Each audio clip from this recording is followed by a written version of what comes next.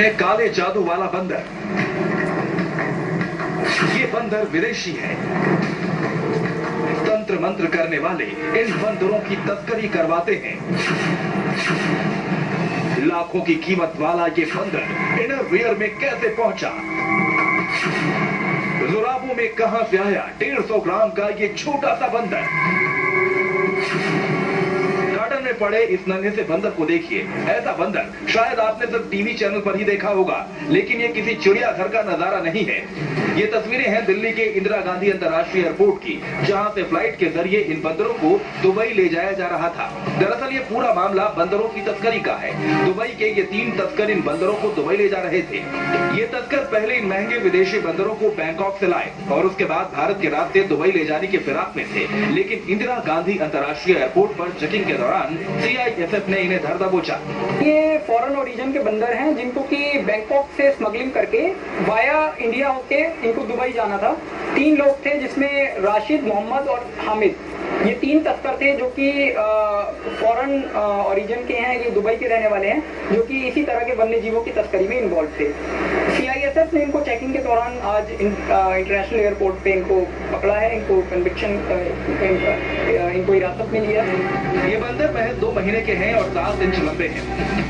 खास बात यह है कि इन तीनों तस्करों ने इन बंदरों को जुराबों में रखकर अपने इनरवियर में छुपा रखा था। एयरपोर्ट पर घूमते वक्त पुलिस को इनकी चाल पर भी शक हुआ था। इनमें से 2 लड़खड़ा कर चल रहे थे। ये लोग अपने अंडर गारमेंट्स में अंदर मोजों को रखकर, मोजों के अंदर छोटे बंदरों के बच्चे थे। हम आपको दिखाते हैं तस्वीरों में। इस पेटी के अंदर जो बंदरों के बच्चे हैं वो कि 2 महीने से भी कम उम्र के हैं।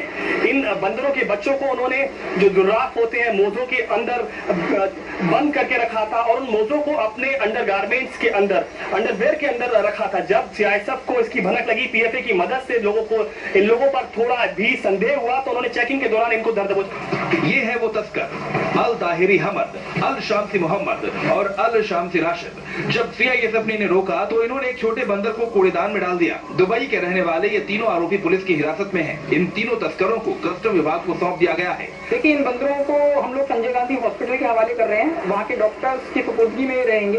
कस्टम एक्ट के तहत कार्रवाई होने के बाद जैसा भी कोर्ट का ऑर्डर होगा, संजय गांधी हॉस्पिटल और PFA दोनों उसके खिलाफ उनका फिर उस तरह से डिस्पोजेबल किया जाएगा। Madan Bhardwaj, India TV, Delhi.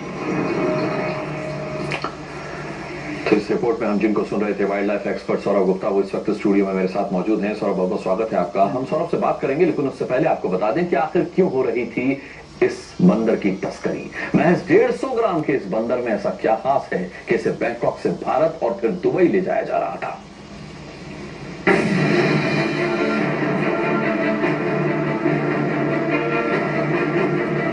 Cylinder Lawrence, बड़ी बड़ी आंखें और पतले पतले हाथ वाला ये बंदर आखिर आया कहां से?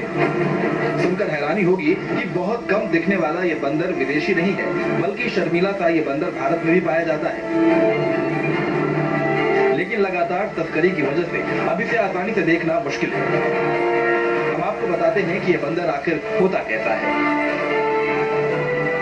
दुर्लभ प्रजाति के सिलेंडर लॉरेंस बंदर की 2 प्रजातियां पाई जाती हैं। इस बंदर की लंबाई महज 6 से 10 इंच तक हो सकती है, जबकि इसका वजन 275 से 348 ग्राम तक हो सकता है। ये बंदर सूखे और गीले जंगलों में रहने में सक्षम होते हैं और ये मोटी और कांटेदार वनस्पति खाना पसंद करते हैं। सिलेंडर लॉरेंस प्रजाति दक्षिण भारत और श्रीलंका में पाई जाती है।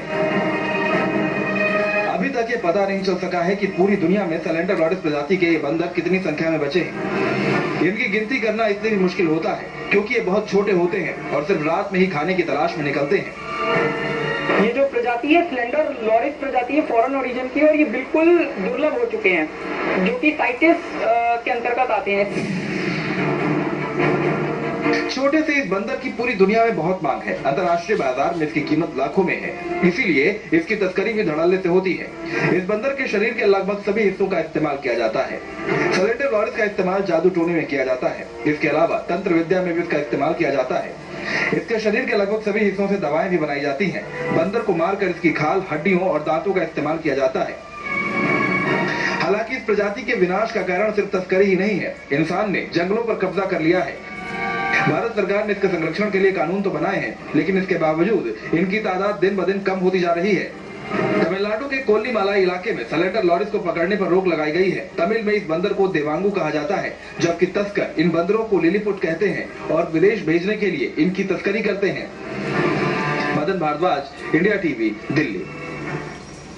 आइए बात करते हैं wild life expert Saurabh Gupta हमारे साथ है। सौरभ, हम आपसे ये जानना चाहेंगे कि ये जो बंदर है, ये हम जानते हैं दुर्लभ प्रजाति का बंदर है, हमारे कानून में भी इस बंदर के लिए बाकायदा नियम है, लेकिन बावजूद इसके इसकी तस्करी इतने धड़ल्ले से कैसे हो जाती है? देखिए, ये जो तस्करों का गैंग है, ये बहुत ही एक्सपर्ट्स होते हैं स्मगलिंग करने के लिए। जैसा कि यहाँ पर सामने आया कि ये जो 3 तस्कर थे, ये मुस्लिम कम्युनिटी के थे और ये तीनों ही दुबई के रहने वाले हैं। बैंकॉक से वाया इंडिया ये दुबई लेकर इन मंकीज को जा रहे थे। ये छोटी छोटी जुराबों के अंदर पैक थे और फिर उनको अपने अंडर गारमेंट्स में छुपाया हुआ था।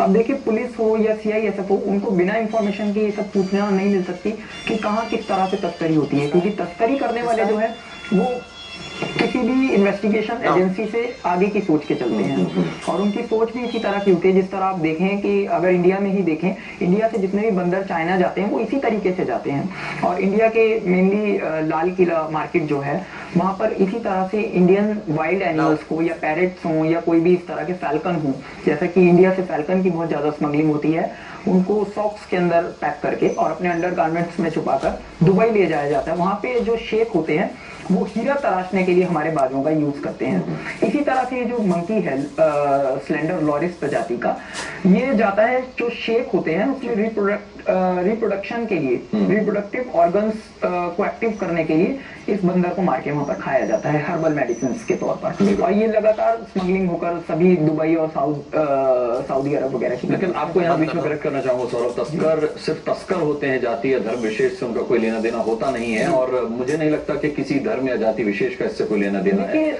आपने विशेष इस्तेमाल किया, अब उसके लिए हम खेद चाहेंगे। अब मैं आपसे जानना चाहूंगा कि इन बंदरों की तस्करी पर किस तरह का कानून है देश के अंदर, और अगर कोई इनकी तस्करी करता हुआ पकड़ा जाता है, केवल यही बंदर नहीं बल्कि और वाइल्ड लाइफ एनिमल्स जो हैं, किस तरह का कानून है, कितना सख्त कानून है, क्या कार्रवाई हो सकती है? देखिए, वाइल्ड लाइफ प्रोटेक्शन एक्ट जो है वो इंडियन ओरिजिन के ऊपर लागू है। अगर इंडियन प्रजाति का कोई भी जानवर होता है तो वो वाइल्ड लाइफ प्रोटेक्शन एक्ट के तहत पूरी तरह से इलीगल है। उसको रखने पर, पालने पर, खरीदने या बेचने पर या उसकी तस्करी करने पर 3 से 7 साल की सजा हो सकती है। लेकिन ये जो है ये फॉरेन ओरिजिन के हैं, इनके ऊपर वाइल्ड लाइफ प्रोटेक्शन एक्ट लागू नहीं होता। तो वाइल्ड लाइफ प्रोटेक्शन एक्ट जब लागू नहीं होता तो इनको आप वाइल्ड लाइफ एक्ट के तहत तो इंडिया में पकड़ ही नहीं सकते। इनके ऊपर लागू होता था कस्टम एक्ट। तो कस्टम एक्ट के तहत पीपल फॉर एनिमल्स की तरफ से इन तीनों लोगों के खिलाफ कार्रवाई कराई। चलिए, किस तरह की वो कार्रवाई होगी ये भी मैं आपसे जानूंगा। हम लौटेंगे और फिर सौरभ से बात करेंगे। हम यहाँ पर एक छोटे से ब्रेक के लिए रुक रहे हैं, लेकिन ब्रेक पर जाने से पहले आपको बता दें